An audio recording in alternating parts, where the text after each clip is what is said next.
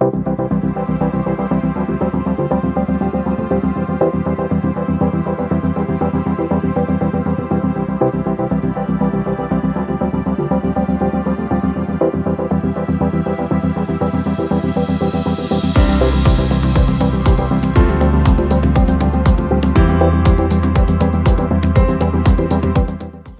to Global Spa Wellfest 2021. Global Spa is India's first homegrown wellness magazine, covering various aspects of life and bringing it to the readers in print and digital format. To all of you, I'm Purva Agarwal, the founder and CEO of Good Good PE, ambassador of Women in Tech India, and a business strategist delighted to share that I will be moderating and will be the host of today's special discussion on the topic financial wellness, assets, budgeting, and stress management. So before I go ahead, I must welcome all our panelists who are tuning in. Anupama, Neha, Devika, thank you so much for making time. I think all of us are joining in on a busy weekday, but nonetheless, before I go ahead, let me also introduce you all to our audience. Devika Cambo is a certified financial planner, professional who founded Soham Financial Planning in 2019 after moving a previous business, Cambo Financial Planning, from New York City to Pagosa Springs. Soham in Sanskrit means to be in balance with the universe. She intentionally wants to create this experience and state of complete well-being for her clients, starting with a sound financial plan as the foundation to reach their financial goals. As a 20-year-old industry veteran, she focuses on complex financial planning issues for clients that cover estate planning, investment, wealth management, tax planning, insurance, risk management, retirement income, so on and so forth. What a wonderful, background to this discussion. Welcoming Devika. Thank you. Our next panelist today is Miss Anupama Bhargava. She's a financial strategist and a money coach with an experience of over 15 years helping individuals manage and create wealth through tailor-made strategies. A certified financial planner, she's a partner at BK Taxation and Investment LLP, a 30-year-old company that offers quality wealth management solutions. She has been a speaker at leading business schools like MDI, Amity International, educating people on achieving financial well-being through effective financial management. She believes in leading a wholesome life, and she is also her hidden talent is a swimmer. So welcoming Anupama as well to this panel. Thank you so much, Purva. It's a pleasure being here. Our pleasure to host you. Moving on to our next panelist is Neha Misra, the CEO and co-founder of the FinLit Project, an IIT Delhi and STPI Chennai incubated financial and fintech literacy startup. She has more than a decade of experience in technology and finance and has worked for corporates and startups in India, USA, including the Wall Street and New York. Neha is a SEBI and NISM impaneled security market expert. Neha is an advisor to the board of governors at IIM Visakhapatnam. In addition to this, she is a global speaker, having spoken at multiple international platforms like Women Tech Conference, Code for America, Dell Women's Entrepreneur Summit, Think India, etc. And definitely we welcome her in terms of being an advocate for financial literacy in this panel. Welcome, Neha. Thank you so much, Purva. What a pleasure to be here and also to learn from my fellow panelists and you. So thank you so much for the invitation. Appreciate it. I think all of us are really happy to be here. And on that note, I must congratulate that I think it's a pleasant change today to see an all-women panel. And I am no less proud to see that, when we talk about finance and being an inclusive industry, we today are hosting this topic of financial wellness with all women speakers. On that note, I think let's introduce the topic to everybody. Financial wellness, we're talking about assets, budgeting, and stress management. I think financial wellness is well known to be a person's overall financial health and, absence of money related stress in anybody's life. So as a result of this, we are looking into expense management And this topic is a very, very important part of an overall well-being of a person, consisting of physical, mental and financial wellness. So on that note, today let's start understanding this topic deeply with our panelists. And I think the first question that comes when we talk about financial literacy and financial wellness is, I think, very much to the fact that, is financial literacy the base of financial wellness? And I am of a belief that it is. If yes, maybe Neha, would you like to tell us how that is from your experience of spreading financial literacy everywhere? Thank you so much, Purva. I think that's a great question. For me, a lot of people equate literacy to just education, and then they say, it really doesn't matter and it not really is the foundation. But the way we look at it is, we always say that financial literacy has 3 components, and we call it the A, B, and C of financial literacy, wherein the A stands for financial attitude, the B stands for financial behavior, and the C, which we always say comes in if your A's and B's are already correct, is financial capability. So if you have the right attitude, it could be a desire to learn, it could be a desire to know about, where are my taxes going? Am I paying my taxes on time? Am I sort of investing in the right resources? But it usually starts with that first step. And more often than not, the problem occurs, wherein we say that the majority of population is not financially literate, happens because people are scared to take the first step. So it really isn't about, the immense investment choices. It's really about saying, I can do it myself. So it really has to start with financial attitude. And I think that plays a pivotal role in how financial literacy pans out in our lives. Definitely. I think, ABC is something really easy to remember. I definitely take that away, Neha, from you. And you mentioned about tax planning and budgeting, all of these things being basics on which financial literacy and financial wellness kind of coincide. So on that note, maybe Anupama, you are a specialist when it comes to tax planning, budgeting. So would you want to also enlighten our audience about what is the importance of learning the basics of tax planning? How complex can this subject get? And the better understanding you have of it, how can you create wealth from the same matrix? Yeah, thank you so much, Purva, for asking that question. Firstly, I must compliment you for raising this very important but often neglected topic on financial well-being on this forum. Generally, you can hear, people talking about physical and emotional well-being all around, but nobody mentions, or little is said about financial well-being. This is unfortunate because this is just as important, and this actually contributes to your overall well-being of an individual. So financial well-being does not mean, to my mind, to have $1 million in your bank account. It rather is like having, a confidence of having been able to meet your day-to-day financial goals, like day-to-day expenses, or long-term goals like your children's education, or having been able to lead a comfortable retired life. So there are a number of factors, but you spoke about tax planning and budgeting.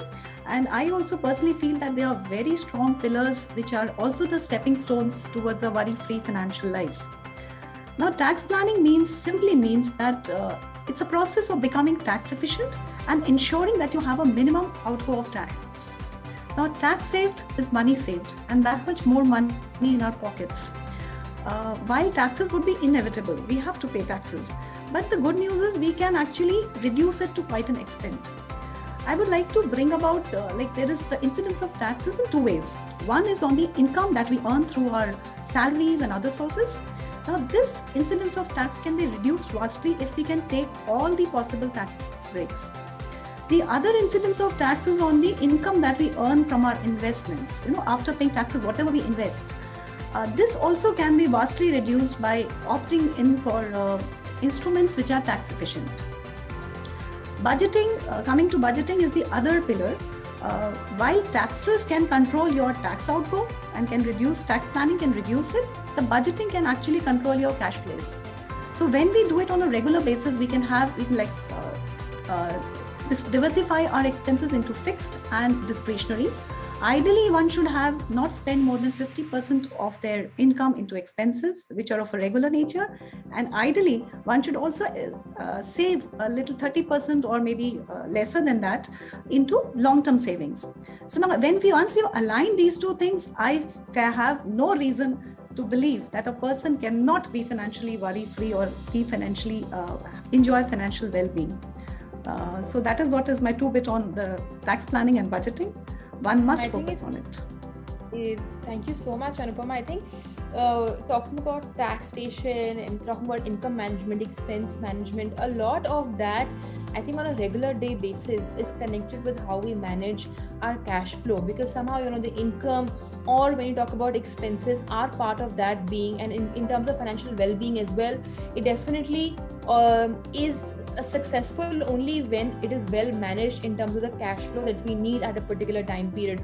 On that note, Devika, would you like to probably talk about how do you manage cash flows for clients, and how does in most cases when we talk about assets or in terms of long-term investing, then market itself plays a very, very important role.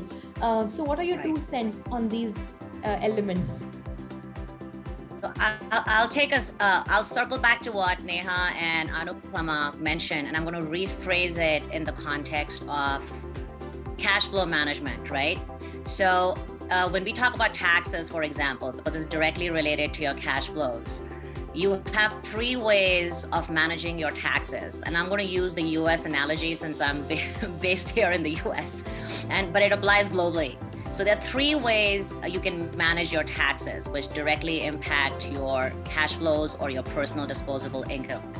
One is you will take tax deferral strategies, meaning, hey, if I can defer the taxes that I owe today, and I get that time value of money from all the compounding that my money gets, then that allows me to have that opportunity cost is not lost, to be able to realize other more attractive investments that can then, if I'm paying a tax, depending on whatever the tax code is down the road, I'm able to actually benefit from all that money that I would have actually lost in the payment of taxes today.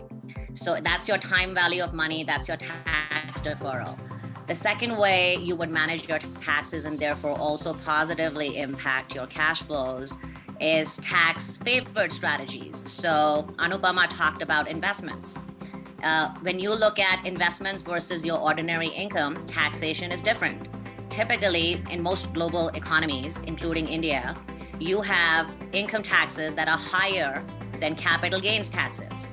So when you are looking at saving income and you're saying, hey, I'm going to go look at a stock, I'm going to look at a bond, I'm going to look at a mutual fund, whatever have you, is this being taxed at an ordinary income tax bracket like a bond typically is on the interest income?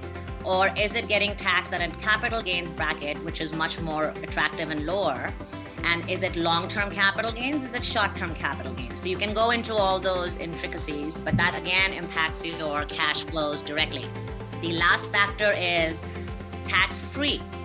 So in all 3 examples, tax-free, tax-deferred, or tax-favored, we are not talking about avoiding taxes or anything illegal. So people should be cautioned about understanding that, subtlety. And tax-free is basically examples like municipal bonds. So what does tax-free mean? So if I was living in the state of New York, and I'm living in Manhattan, let's say, so I have a New York City tax, I have a New York State tax, and then I have the US federal tax.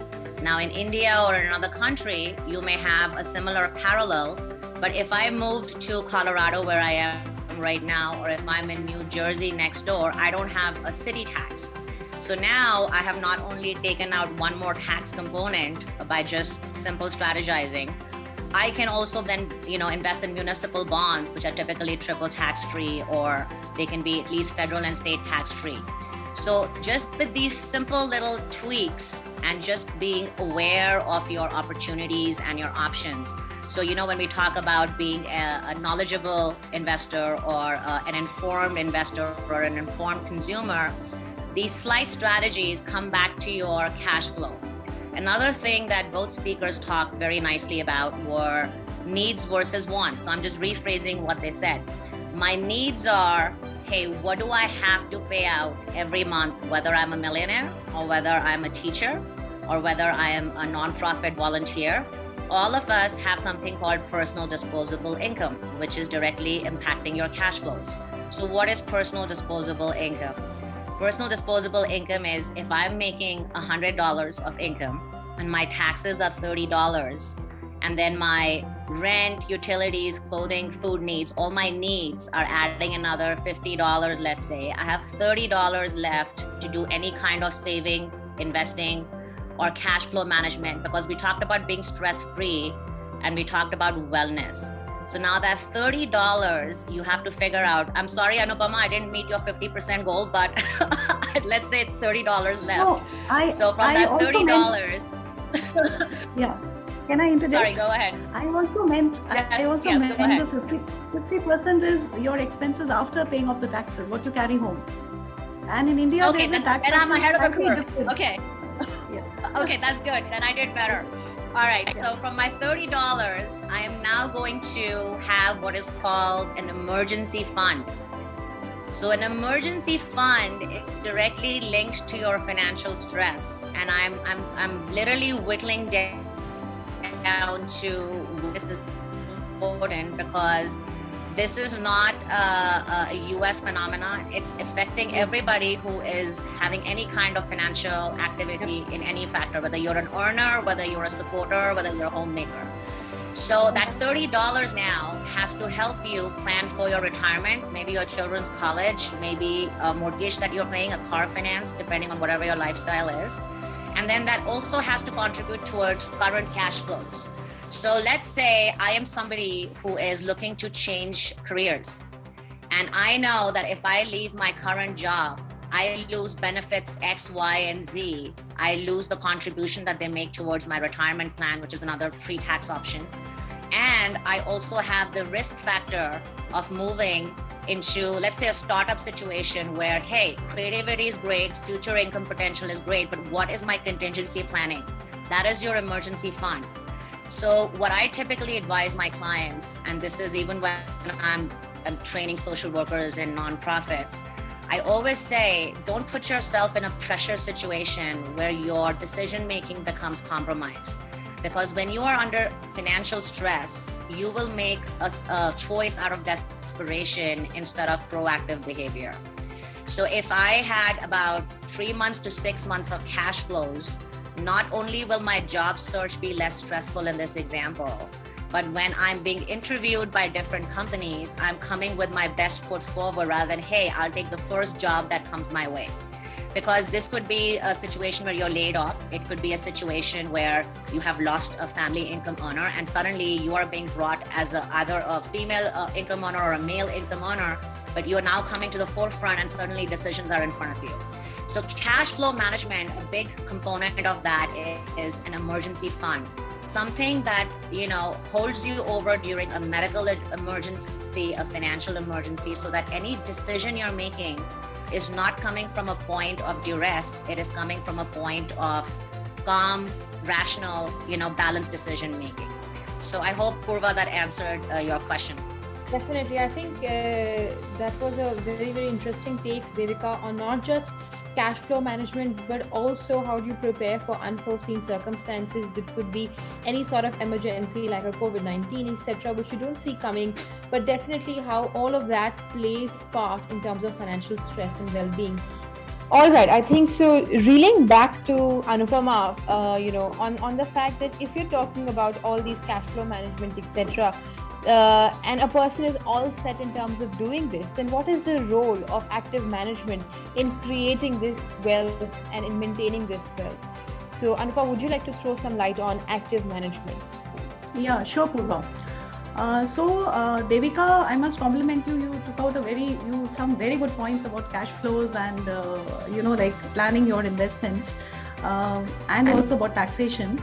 Now here, when we talk about active management, the investment world is dynamic and is ever changing, and so are our financial goals.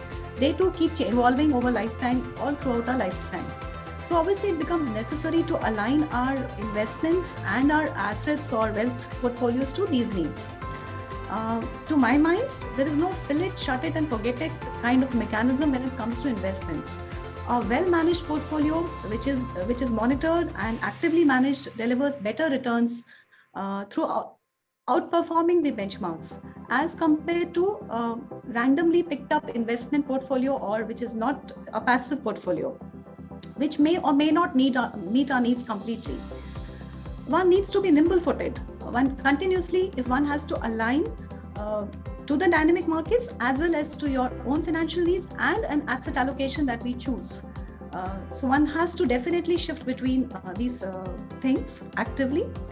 The process of active management begins with identifying the most suitable option, which is most suited to our needs amongst the so much of options available in the market.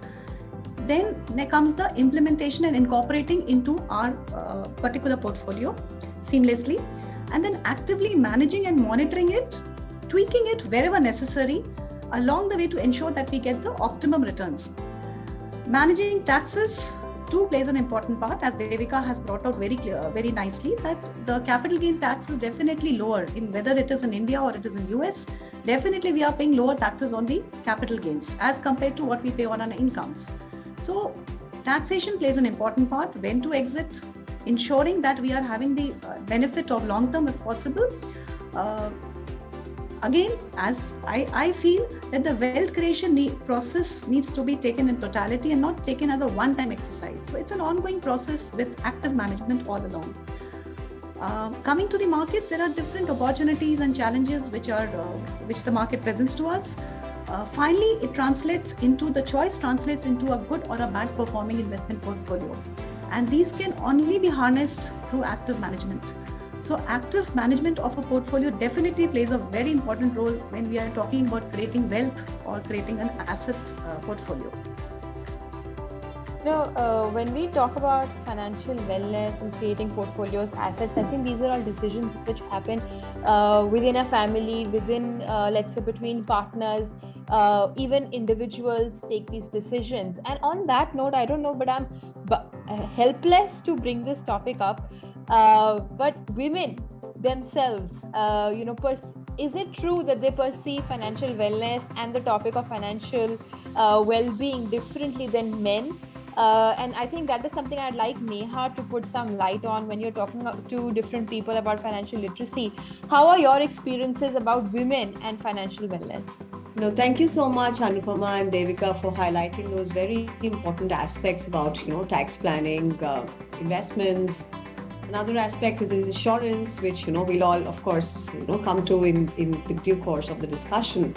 But you're right, Purva, when we began this discussion, all of us gave ourselves a hooray that this is an all-women panel, whereas at the same time, the ground reality is not really the way it should be. I mean, of course, the dynamics are changing, but more often than not, even today, if you ask women, to take certain decisions, more often than not, they come back and say that, I'm going to ask my husband about it, I'm going to ask my brother about it, or my father takes those decisions for me.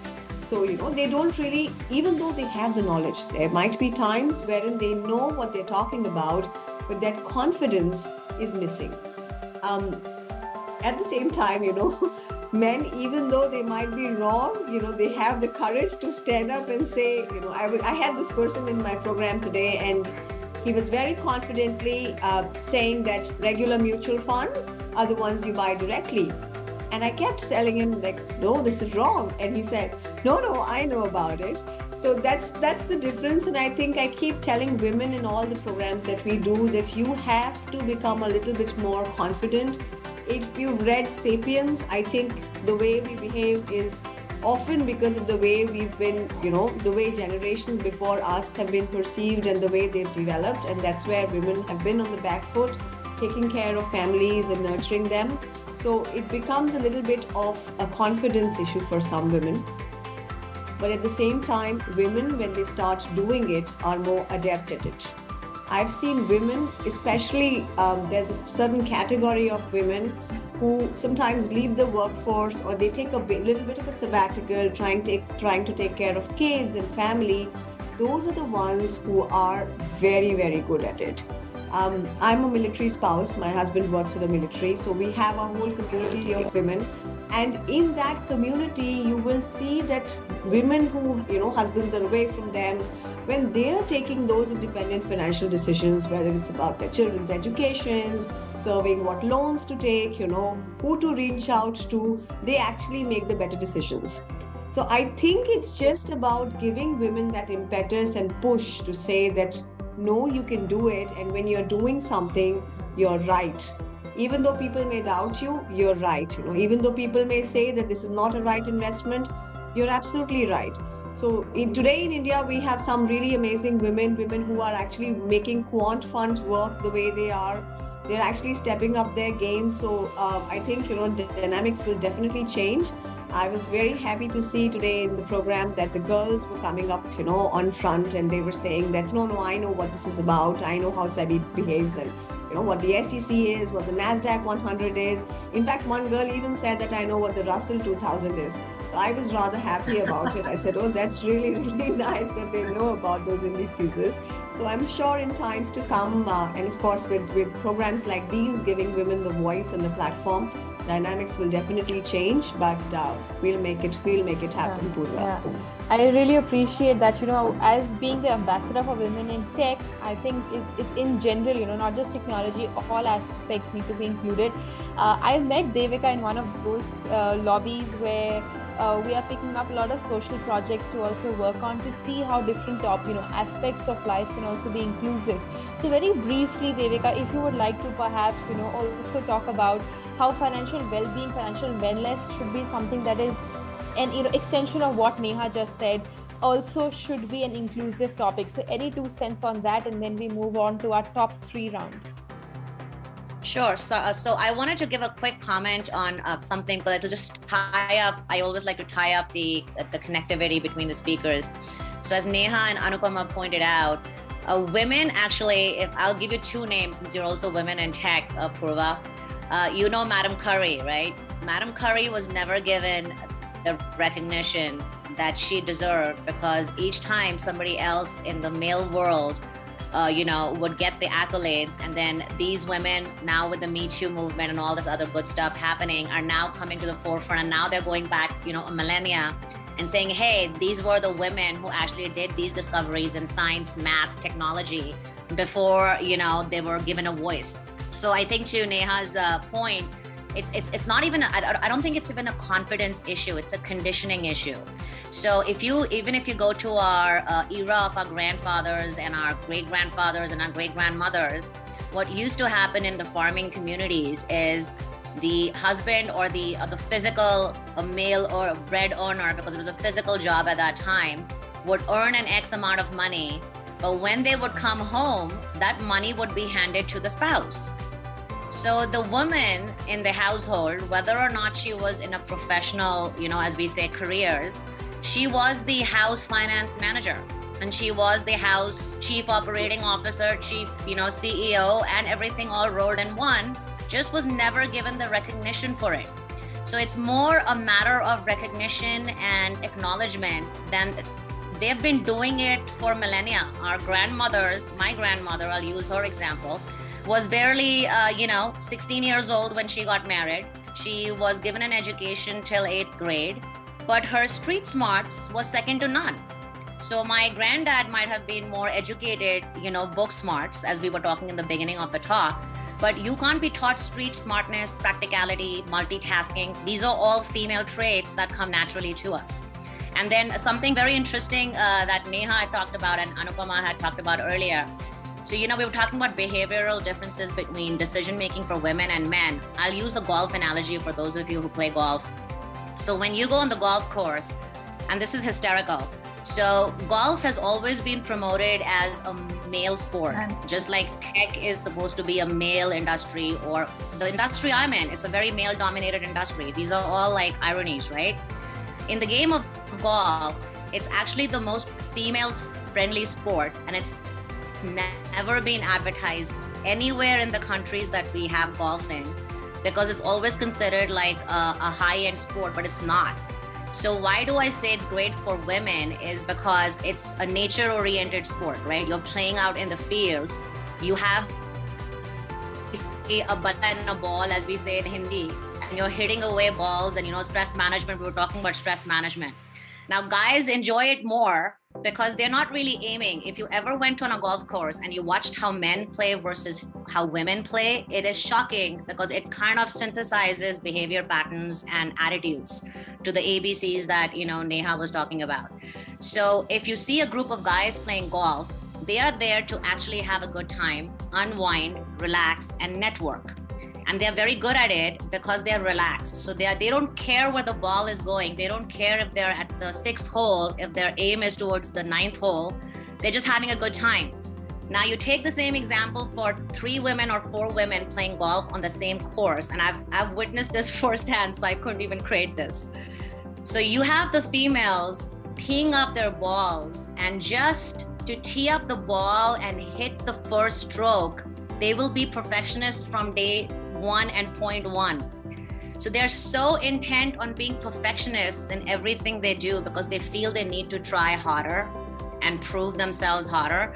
They lost the enjoyment of the sport because they wanted the first shot itself to be the perfect shot. Whereas right in the parallel hole, you had these guys knocking out balls right, left, and center, not caring where the ball went, as long as you got to hit it. So I think that's a good takeaway for all of us women. We've all been guilty of this. Don't second guess yourself or have an imposter syndrome because we actually have the goods to deliver. We are our worst enemies, or not enemies, I would say, but we are not our own champions the way we should be. We should be each other advocates because we bring a lot more to the table than we realize. And our decision making is very clear, but sometimes we have this guilt about perfectionism. And there's a big spectrum between doing something well and doing something perfectly. And I think that's where women have to be taught the idea of balance. So you don't have to do everything perfectly as long as you're gaining the experience. And that's where your confidence will come in, the recognition will come in, and that it's okay not to do it perfectly. Purva, I addressed it in an indirect manner because when we talk about wellness comes from, in a way, being comfortable in your skin, whether it's financial decision making, non-financial decision making, life, milestones that you're going to go through in your life. And so if you don't have that confidence factor and you don't have that ability to be okay, whichever way you deliver, the growth will not happen organically. It'll be a forced kind of, you trying to do what you think other people are expecting you to do versus, hey, this is who I am and it's okay. I think that's very well put. And I think for all the audiences who are watching and those who are females, definitely have a pump from what Devika, Neha just mentioned. And I think now looking at the paucity of time that we have in terms of this panel discussion, I would quickly take us on to the last part of it, which is the top 3 round, where the 3 panelists will be requested to give 3, I would be counting it on my fingers, 3 lines, sentences, tips, etc. on things I asked on them. I think the first would be Anupama. Anupama, would you like to, because you are a financial strategist and money coach, give us top 3 tips when it comes to stress management? And I would be, doing a 1, 2, 3, so it's quick and fast. Yeah, sure. The first point is that a person should create an extra source of income. Corona has taught us that in the past year, many people had this fear of, losing out on their jobs and pay cuts. They were facing salary pay cuts. And then they were at their wits' end, like from where is the next money going to come? So creating an extra source of income is definitely a must do. It could be through a rentals on a property, or it could be your investment returns. Number 2? Absolutely. Yes. Yeah. Number 2 is plan for the future. I would second what Devika said a little while ago about creating an emergency corpus. Definitely, surely, 100% rightly must create at least a 6-month monthly expense corpus, an emergency corpus. This will take away a lot of financial stress from most of us. Second is, once this is done, plan for the future, for the goals, your retirement, your children's needs. Number 3, definitely protection. We did not speak about protection as yet. Whatever plans we make, it will all go for a toss. If there is a mishap in the family, if there's a medical emergency, one must invest into a good term insurance plan, for the protection of the family. And second, definitely a medical insurance should be taken. So once we have taken care of these three things, I'm sure we should be towards financial wellness. Stressed. Fantastic. Stress. Yeah. Okay, on that note, I think, moving on to Devika. Devika, you come from a background where you talk a lot about, I was impressed to read the thesis of why you call it Soham, balanced life. Just talking about, quickly giving hints to our audience, what are the 3 must-have financial literacy goals for a balanced life? And I'm going to piggyback 3. Okay, so the first one would be the emergency fund. I'm just going to tweak it a little bit. So if you're a single breadwinner, you don't have any dependents, you don't have anybody to take care of, a 6-month emergency fund, which is basically cash flows, something that is liquid. So I didn't clarify what an emergency fund is. These are not long-term investments that you are in a fixed deposit or anything like that. These are liquid assets, whether it's stocks, whether it's mutual funds, or whether it's pure cash or cash-like objects, okay? If you're somebody who has a family with dependent kids or elderly parents that you're taking care of, you should plan for at least 1 year of cash flows so that you are not selling assets in jeopardy, you're not being under stress buying or stress selling because your housing market can come down. So be careful about that 6-month versus the 1 year, kind of a fund that you're going to have. The second goal that I would say you should have is make sure that when you're talking about work-life balance, it's okay to make as many dollars or rupees, whatever you want to make, but make sure you have some me time. So work and play have to be in balance, because if you are overworking, you're not going to be able to be as productive in the few hours that you're productive. So having an 80-hour work week is not going to automatically translate into global wealth. It's going to translate into you being super exhausted and being less productive. So make sure, I gave a golf example, find a hobby. Find something that you do outdoors that is a physical activity. Even if it's going for a walk in nature, it recharges your battery.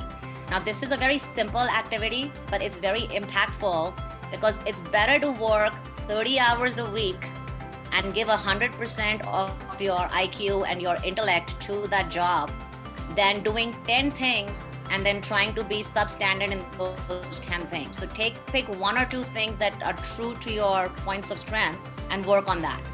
The third thing is we talk about asset diversification.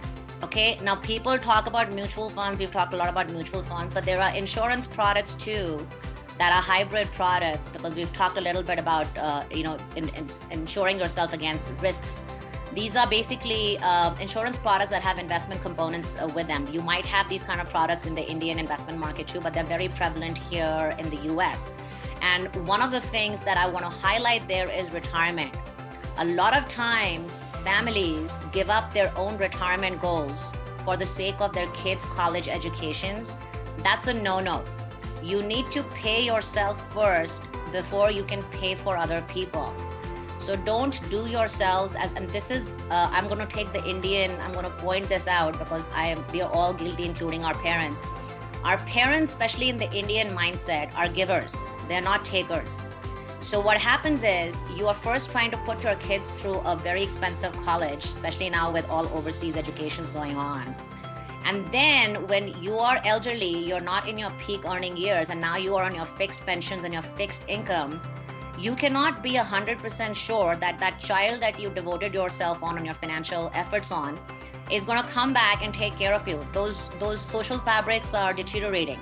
So the first thing that a parent, any responsible parent should do is, yes, definitely try your best to give your kid a great education, but make sure that you're first saving towards your own retirement so that you have your healthy nest egg and you're not getting homeless in your retirement years, because we are watching elder abuse everywhere. So those were my 3, I think, very important areas that people need to focus on.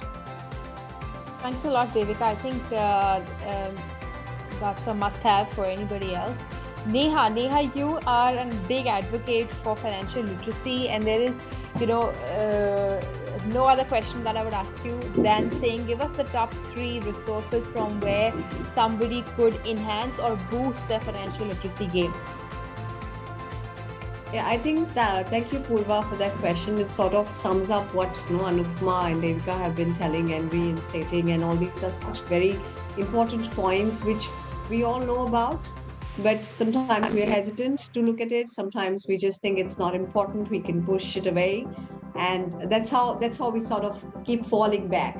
But the point is that in order to sort of stay on top of your game, you need people around you to sort of push you towards it. Fortunately, today we live in a world where everything is available off the internet. So it really isn't a matter of, what resources might be constrained to India, what resources might be constrained to, say UK or USA. So I do have some, exquisite resources that I sort of reach out to from time to time. One of my biggest inspirations in financial literacy is Professor Anna Maria Lusardi. She's the president of the George Washington Institute of Financial Literacy. It's called GFLEC. Their website has some amazing resources. She's very active on LinkedIn. She's almost 60, but very, very active on LinkedIn. So today we live in a world where social media is very, very active. You should follow people, again, coming back to some women. There's another lady in India called Ms. Devina Mehra. She's the founder of First Global. I am really a huge inspiration. Follow such people on social media platforms, because that's where some of the options trading I actually learned was from Twitter. What is MTM? How do you go about making those deliveries? All those kind of things were off Twitter, because that time when I was getting into options, it was a very new space in India. So people were very uncomfortable with it. And then again, today, because we are busy and we're traveling, I really love the concept of podcast. We have one of ours where Purva has actually featured as a host, as a guest. She actually came and talked about private equity. And she also mentioned why finance and financial literacy should be taught to kids. And that's how, why OECD talks about that the whole mindset shapes by the time you're 8 years old. So I feel podcasts are a huge, asset. You can listen to them when you're driving, you're cooking. So ours is called Financially Speaking, but I also listen to the Economist podcast. I really like it. And finally, I think books, no matter how much you say, I think that's something that you should always fall back upon. Some of my favorites include The Psychology of Money. There's one by Michael Lewis, which I absolutely love. It's called Flash Boys. I really, really love Flash Boys. Then coming into the Indian context, we have Coffee Can Investing, Diamonds in the Dust by Saurabh Mukherjee. I think these are great assets which everyone I think should really, really get into. And now getting into sustainable finance. So I really like books like Balance, Shift. Why should you sort of invest in strategies which are focusing towards ESG goals, so that, we can all work towards climate finance, and at the end of the day, it doesn't really remain a jargon when, there's no polar bears around. So I think it's all around us, but getting in, finding people to talk to, I think that's the biggest way you learn is from peer interaction. So we always tell when we're doing programs at colleges, form your own community, form a finance club. But I think, getting on social media. Secondly, some of the books that I mentioned, including The Psychology of Money, Flash Boys, these are all light reads. Monica Harlan's, I really, really like it, the book by Monica Harlan. She's an absolute inspiration. Baat Paise Ki, even if it's in Hindi, it's called Baat Paise Ki. And again, podcasts and the material on YouTube, you have Rachna Ranade, who's doing a lot of work in that space. But just getting a community and fellow friends to talk about and not be uncomfortable with it. First thing is, you have to start thinking that money is not uncomfortable. Money is inevitable. No matter what you do, it's a very important life choice, and it impacts all aspects. In the minute you start to get comfortable, and like Devika rightly mentioned, it's often about how culturally we've grown up, but how strong our grandmothers were. So imagine having 10 kids in those times, and still going out and building houses and those kind of things. So just taking that ownership. And also, very quick thing, if I may, because Neha, what you said really resonates with me. I just wanted to add just a very quick thing. When you're talking about your grandmothers, and you're talking about all these different podcasts and books, etc., one of the classics, if you're into tech reading, is A Random Walk Down Wall Street. It's a all-time classic. So if somebody wants to go technical a little bit, it's not really that technical. It's just very detailed about different asset classes and stuff like that.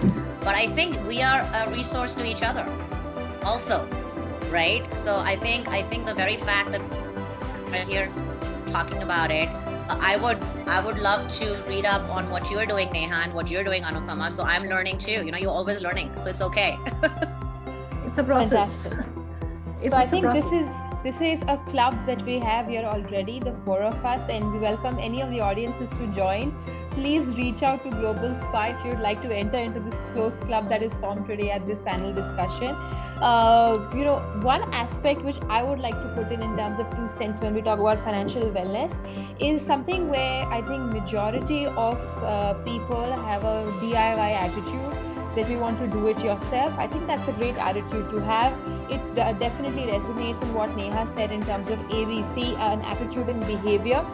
To do it yourself, and then, you know, with that to be able to build that capability to DIY. However, you know, a definite note to anybody who would want to have good financial wellness is also take expert advice and consultation. So, you know, somehow what I have noticed within the industry is that while there are, you know, options, while there are stores and shops of experts who will be there to help you, if you are in crisis, there are people who go into deep problems when it comes to financial stress and handling what they're doing just because they think they can DIY and they find you know, help or expert advice expensive. So I think that is one mindset that people need to come out of. While DIY is a great thing to build on, it is also a fact that you definitely at most cases need expert consultation and help. And on that note, there's a very important thing that you touched on. I'm just going to take 1 second on this. So remember that money is not the end, it's the means. So if you understand that money is the means to an end, you will automatically have balanced decision making. And then since I am a financial planner who does charge fees, I am your case in point. So I always tell clients that don't consider consulting an expert an expense item. It's an investment item, because by investing the money to consult with an expert, you will probably bypass a lot of pitfalls, which is money in your pocket then by not making expensive mistakes. And also not have financial stress. So DIY is good up to a point. Yes. And also not have financial stress then. You have somebody to blame then. So financial stress will be passed on to someone else. On that note, I think I will be thanking all ladies who have taken our time today to come and talk to us about this topic. It obviously a part where we are walking our talk, where we're talking about inclusive industry for women, you know, decision making when it comes to financial wellness in terms of an inclusive manner. I think the panel has done a great job. We have touched many great topics. And I think what would happen is these topics are just a roadshow for somebody to pick up and deep dive in, and definitely thanking all the panelists once again to make time and making sure that the audience is taking the best when it comes to wellness and fitness. So thanks a ton and a pleasure to be here. Please feel free to reach out to any of us on LinkedIn if you need deeper or, you know, a better customized help. Thanks a lot.